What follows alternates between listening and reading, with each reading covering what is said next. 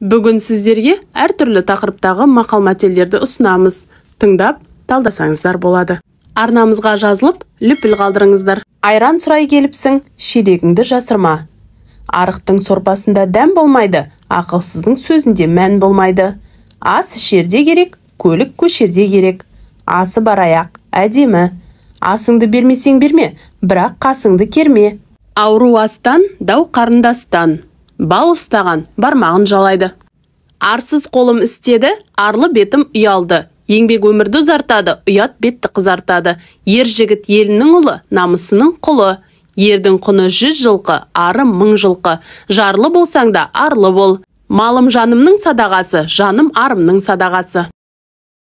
Арманы жоқтың пәрмені жоқ. Бардың ісі пәрменмен өтер, жоқтың ісі арманмен өтер. Қиял қыр асырар. Күшің барда істе, тісің барда тісте. Балық аулай алмаған суды лайлар. Батпаққа батқан пілді піл ғана шығар алады. Борсық ұрған сайын семіреді.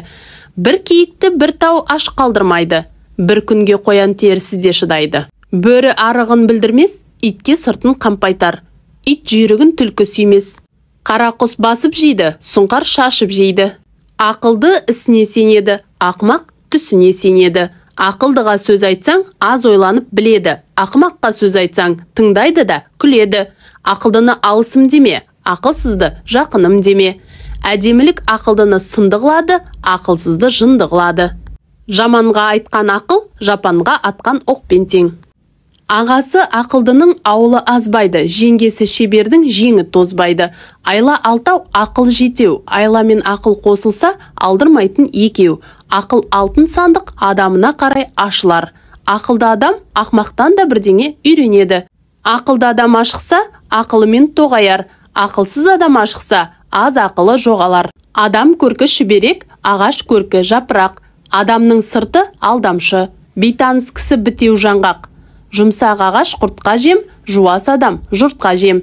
Темір сырын отта танытады, адам сырын жоқта танытады.